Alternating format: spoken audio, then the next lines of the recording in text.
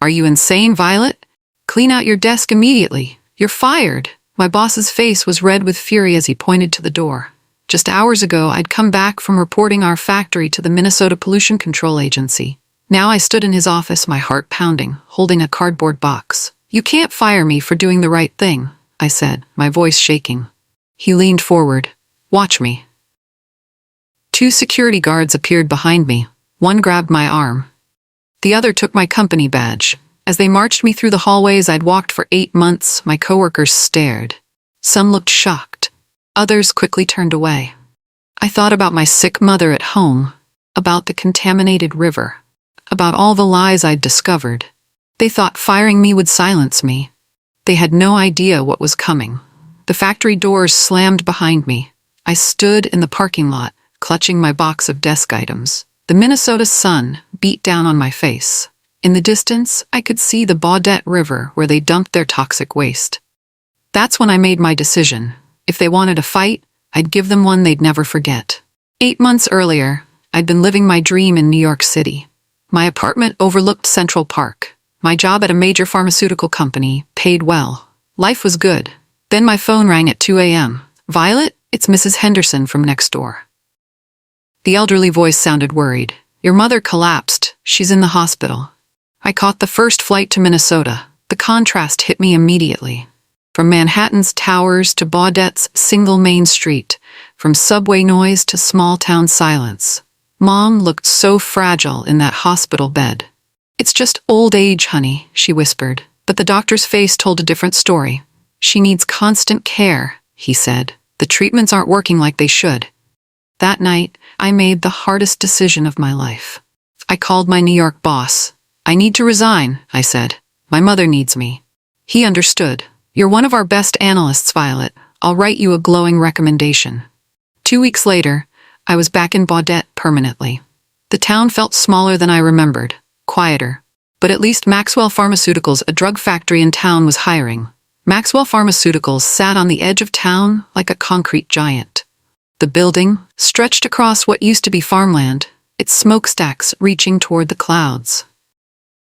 My first interview went perfectly. The finance director, Mr. Davidson, seemed impressed with my New York experience. We don't get many applicants with your background, she said. Most locals don't have advanced finance degrees. The salary was half what I made in New York. But living here costs a quarter of Manhattan's living expenses. Mom needed me. The math worked. My first day, I parked next to Mr. Davidson's Tesla Cybertruck. Strange, I thought. That's a $90,000 vehicle. How does a small-town finance director afford that? Welcome aboard, Mr. Davidson said, shaking my hand. We run a tight ship here. Keep costs low, profits high. That's the Maxwell way. I settled into my cubicle, surrounded by locals who'd worked here for years. They seemed happy enough. Good benefits. Decent pay for Baudette. The plant manager, Jay Abrams, made an even bigger impression. He rolled up in a $200,000 Bentley Bentayga. How does a plant manager afford a Bentley? I whispered to my coworker Emily. She laughed. Performance bonuses. Maxwell rewards success generously. Work hard, keep quiet, and you'll do well here. Meanwhile, Mom's condition didn't improve. Every morning, I'd help her to the kitchen, make her breakfast, check her medications. Every evening, I'd come home to find her weaker. The doctors say it's unusual, she told me one night. So many of us getting sick at once. What do you mean? Oh, you know, Mr. Cutler down the street. Mrs. Peterson from church. Even young Bobby Turner's been having problems. I started noticing it everywhere. The unusual number of doctor visits, the crowded hospital waiting room, the pharmacy always running out of certain medications. But work kept me busy. I was good at my job, and Mr. Davidson noticed. You're getting promoted, he announced after 3 months. Financial reporting coordinator. You'll compile all department data. Revenue, costs, profit margins. Present it in a way that makes us look good to corporate. I was happier than I'd ever been. I dove into the numbers eagerly. This was what I loved, finding patterns, understanding how businesses really worked. But the patterns I found at Maxwell would haunt me. My new role gave me access to all financial data. I spent days analyzing spreadsheets, comparing costs, tracking expenses. That's when I noticed something strange. Maxwell Pharmaceuticals was insanely profitable. Not just successful, Impossibly successful. Our profit margins were triple the industry standard. I dug deeper. Production costs were 40% below normal. I started breaking down the costs. Labor was cheap. They hired locally and paid minimum wage for most positions. Raw materials were sourced from low-cost suppliers overseas. The building lease was practically free thanks to state incentives. But one line item stood out. Waste management. We were spending almost nothing. In my New York job, I'd seen what proper pharmaceutical waste disposal cost. Toxic chemicals, expired drugs, contaminated materials, all required specialized, expensive handling. Maxwell was spending about 1/5 of what they should.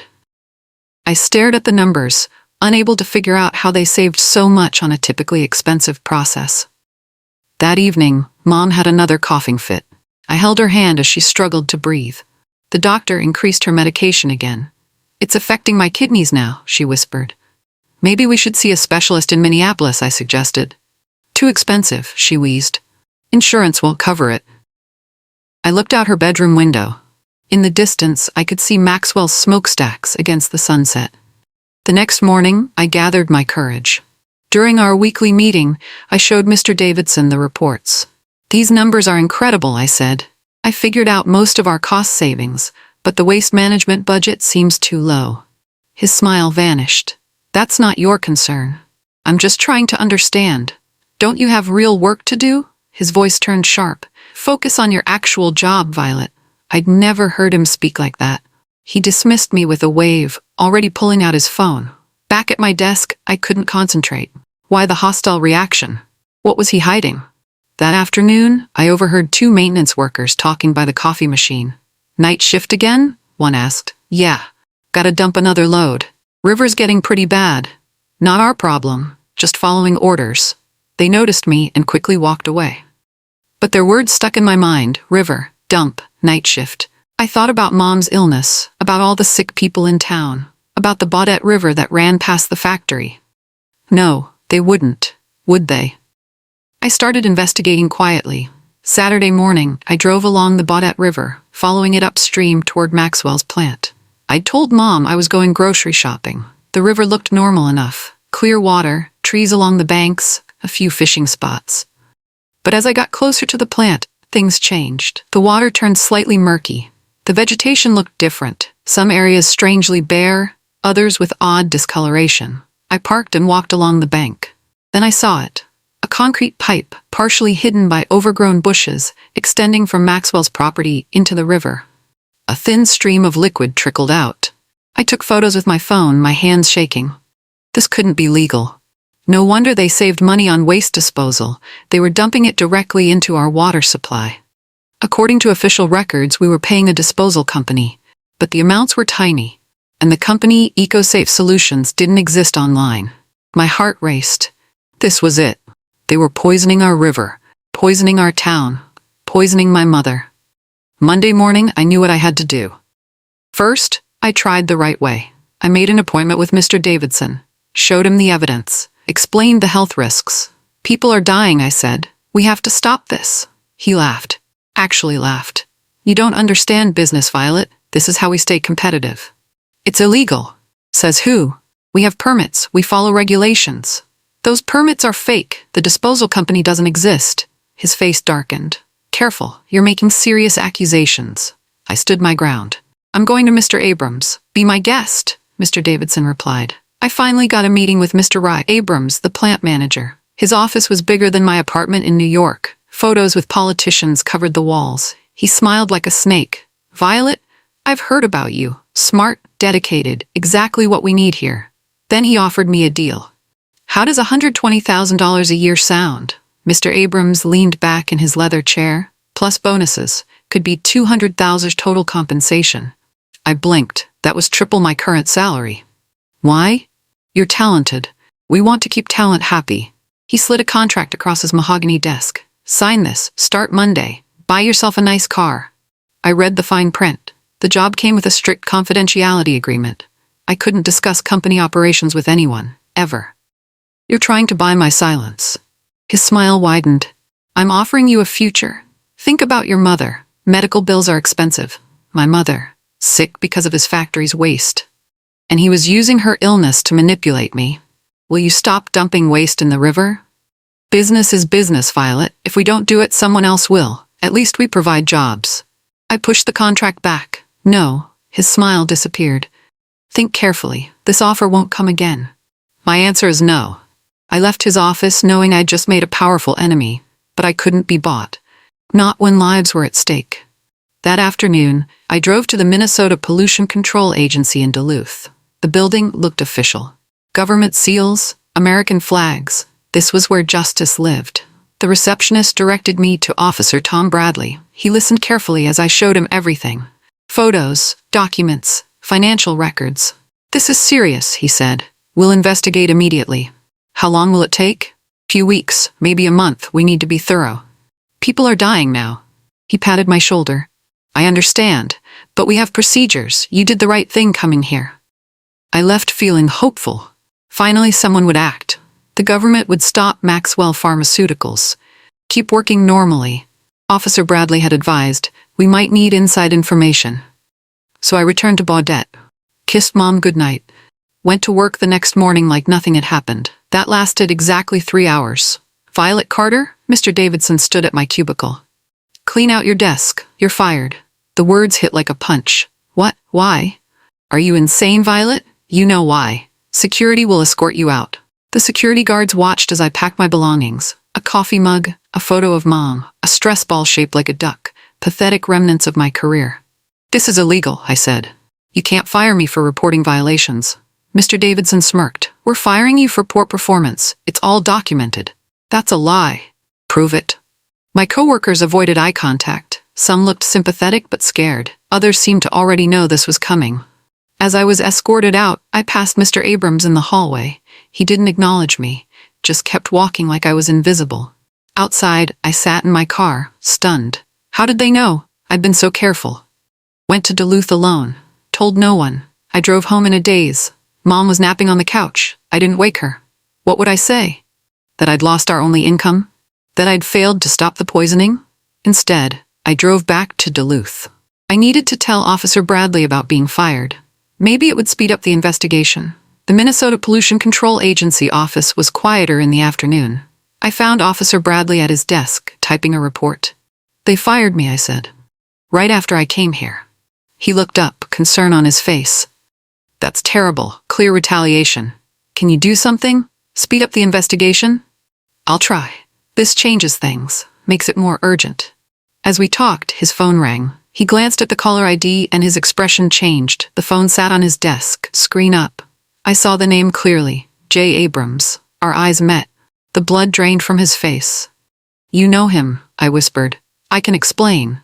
I didn't wait to hear it. I ran from his office, down the hallway, out the building. My chest felt tight. My world was crumbling.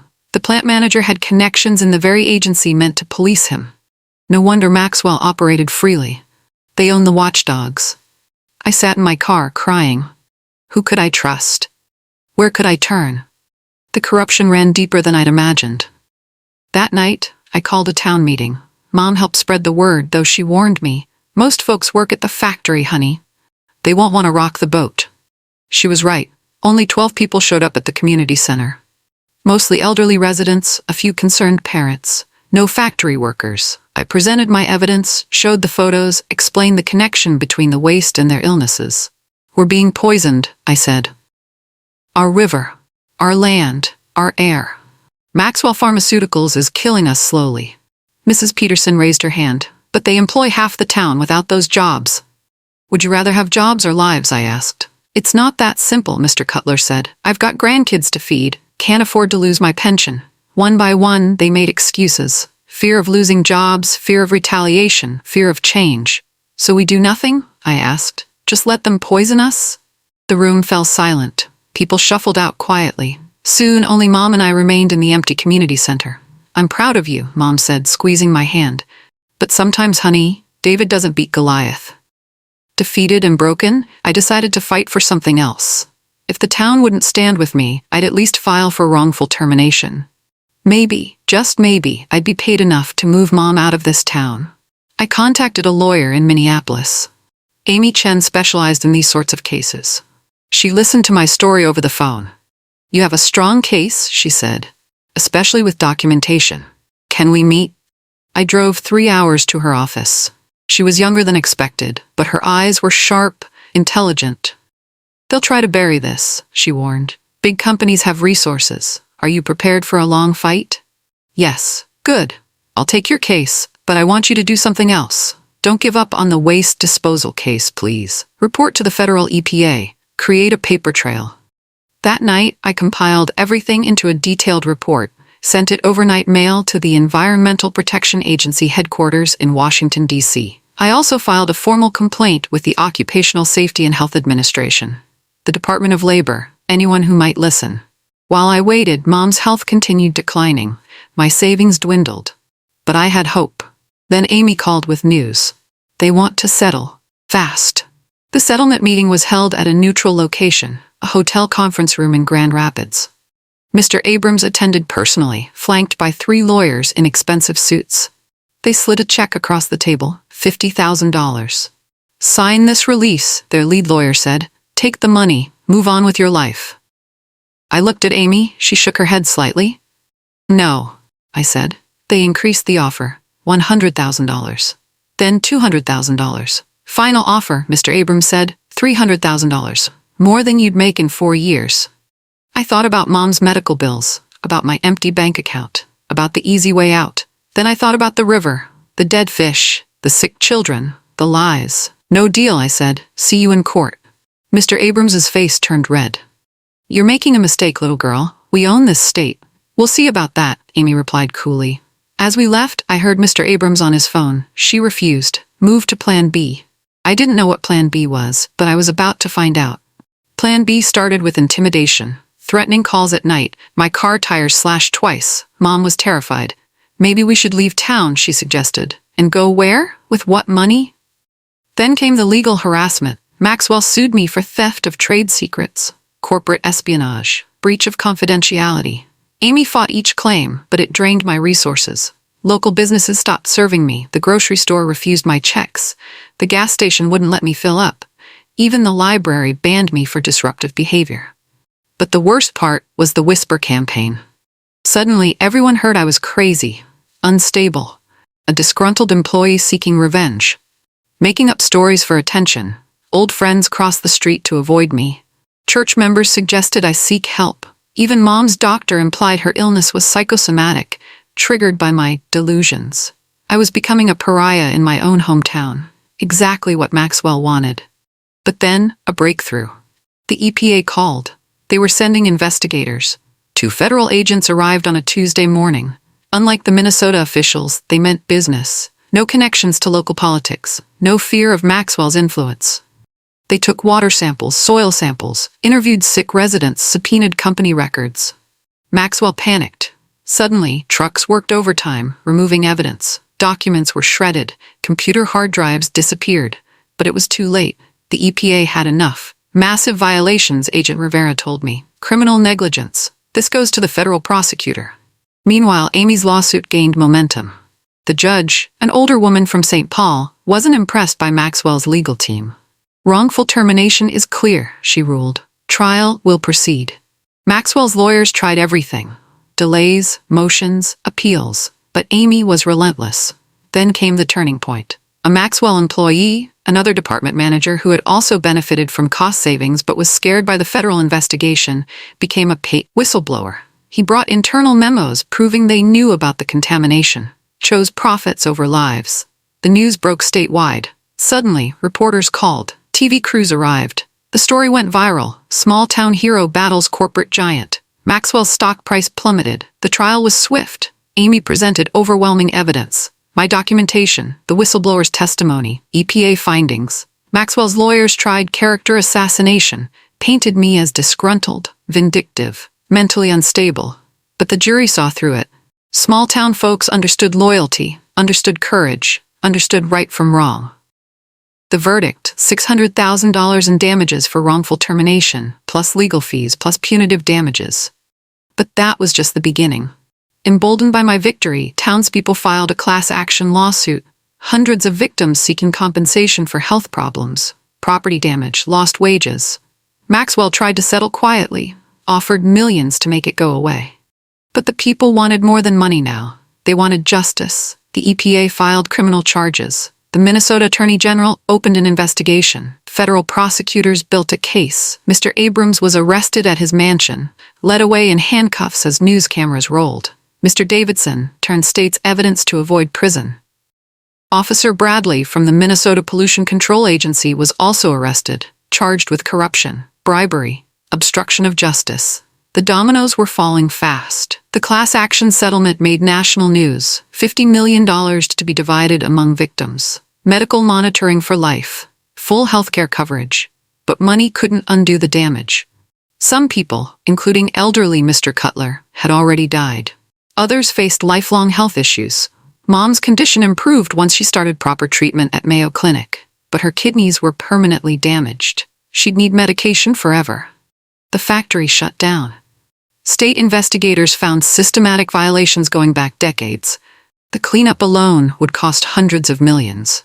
Mr. Abrams got 15 years in federal prison. Other executives received lesser sentences. Officer Bradley got 5 years and lost his pension. Maxwell Pharmaceuticals filed for bankruptcy. Their parent company distanced themselves, claiming ignorance. Stock went to zero. Investors lost everything. The abandoned factory became a monument to greed. Empty parking lots where Teslas and Bentleys once parked. Broken windows, rusting equipment. But the river started healing. Fish returned, water cleared. Nature reclaimed what was stolen. And I became something I never wanted, famous. The woman who brought down Big Pharma, that's what they called me on 60 Minutes. CNN interviewed me. The New York Times ran a front-page story. I turned down most interviews. Fame felt hollow compared to what we'd lost. But I did speak at environmental conferences, testified before Congress about corporate oversight.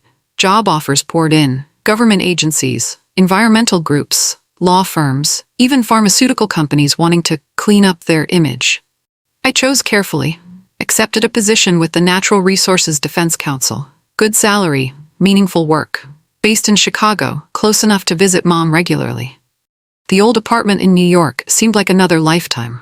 I'd changed. Grown harder but wiser. Less naive, but more determined.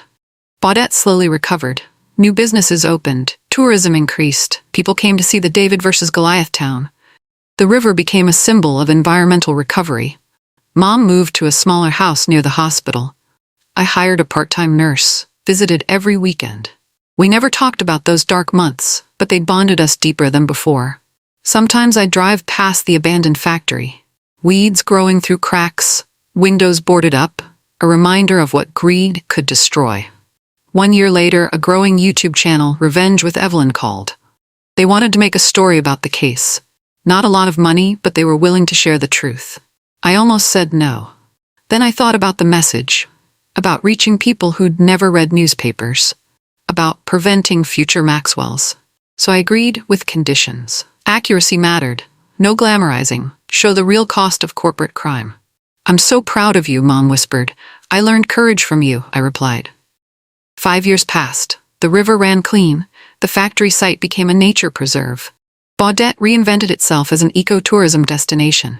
I was promoted to senior investigator at NRDC, led teams exposing corporate pollution nationwide, became an expert witness in environmental trials. Mom's health stabilized. She joined the town council, pushed for stricter environmental ordinances, became a local hero in her own right. We scattered wildflower seeds along the riverbank each spring, watched them bloom where waste once poisoned the ground. Life returning, hope growing. The Maxwell case became required reading in business schools. Ethics professors used it to teach corporate responsibility. Law schools analyzed the legal strategies. I spoke at universities, always ended with the same message. One person can make a difference, but only if they refuse to be silenced. Young people approached me after speeches, shared their own stories, asked for advice. I told them, document everything, trust carefully, never give up. Some called me a hero. I disagreed. Heroes don't get scared, don't cry in their cars, don't almost give up. I just did what was necessary. Mr. Abrams was released after 10 years. Good behavior, time served. He emerged older, grayer, broken. Local news interviewed him. He claimed innocence, blamed subordinates, said I'd exaggerated everything for money. But nobody believed him. His reputation was destroyed. His fortune gone to legal fees and settlements. His family moved away, ashamed. He ended up living in a small apartment, working at a car dealership, selling used cars to people who didn't recognize him. I saw him once at a gas station. Our eyes met briefly. He looked away first, shoulders slumped, defeated. I felt no satisfaction, no victory. Just sadness for wasted potential. For choices that destroyed so many lives. Other executives struggled too. Blacklisted from the industry, some found work overseas, others disappeared entirely. The price of their greed followed them everywhere. Officer Bradley served 3 years, lost his pension, his family, his future. Corruption's cost is always higher than its reward. The company's investors sued everyone. More trials. More settlements. Lawyers got rich while shareholders lost everything. Justice has many forms, not all of them satisfying, but the attention brought results. Congress passed stricter environmental laws. The Carter Amendments required better whistleblower protection, increased penalties for corporate pollution. Other countries followed. The European Union tightened regulations. China increased inspections. A global movement sparked by one small town's crisis. Environmental groups used the momentum. More investigations, more exposures. Corporate boards became cautious. Compliance departments expanded. Business schools created new courses. The Maxwell scandal, a case study in what not to do. Future executives learned about consequences. I received honorary degrees, humanitarian awards, speaking invitations worldwide. Used every platform to advocate for change. Mom joked I'd become the family celebrity. But fame meant less than the changes we'd inspired. Laws that would protect future communities, future rivers, future lives. A decade after the scandal, I returned to Baudette for the River Festival. The town had transformed completely. Solar panels on buildings, organic farms flourishing, clean energy businesses thriving. Children played in the river. Something impossible during the Maxwell years. Families picnicked on the banks.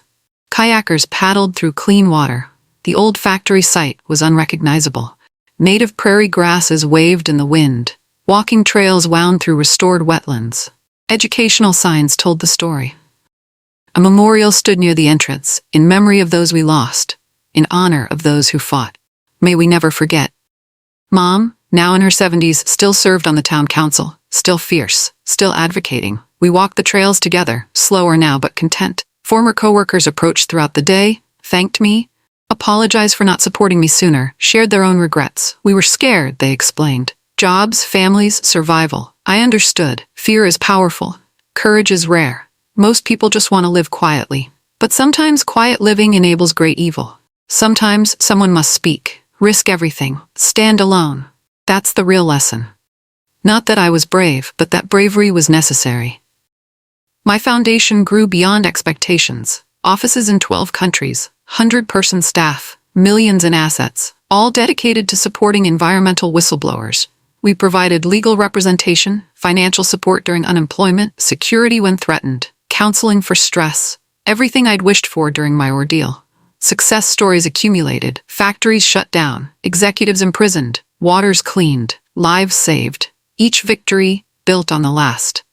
Young lawyers joined eagerly, scientists, investigators, activists, all inspired by the Maxwell case, determined to continue the fight.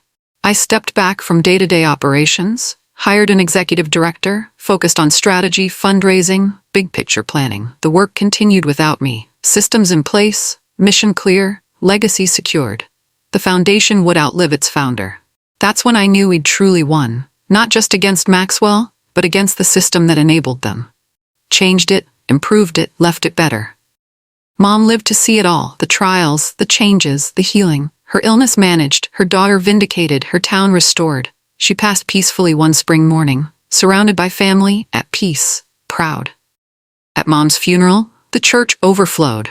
Not just locals, people from across the country, whose lives she'd touched, whose fights she'd supported. The governor spoke, senators, environmental leaders. But the most moving tribute came from a child. A girl who could swim in the river because of what we'd done. "Thank you, Mrs. Carter," she said simply, "for helping your daughter save our water."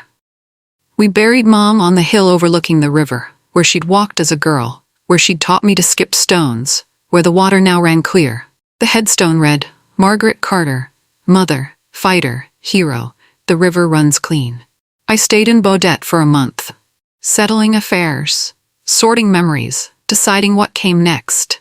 The house felt empty without her, but also full of pictures, letters, a lifetime of love, evidence of a life well lived. I donated the house to the foundation. It became a retreat center for environmental activists, a place to rest, plan, gather strength.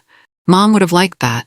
Her home continuing the fight, sheltering other warriors, nurturing future victories. Returning to Chicago, I found a letter waiting for Mr. Abrams. Postmarked from Florida, where he'd moved after prison. Miss Carter, it began. I've had years to think, to reflect, to regret. I was wrong about everything. The money blinded me. The power corrupted me. I destroyed lives for profit, including my own. I don't expect forgiveness. Just wanted you to know you were right. I was wrong. I'm sorry. I read it twice, then filed it away. No response needed. Or wanted. Apologies don't resurrect the dead. Don't heal damaged organs. Don't restore lost years. But perhaps they matter to the apologizer. That night I dreamed of Mom. Young and healthy. Standing by the clean river, smiling, proud, at peace. You did it, honey, she said in the dream. You spoke up. You fought back. You won. I woke with tears, but also hope. The fight continued. Would always continue, as long as people put profit over lives. But now there were more fighters, better tools. Stronger laws. The Maxwell case had changed the battlefield. Evil would always exist, but so would those willing to confront it.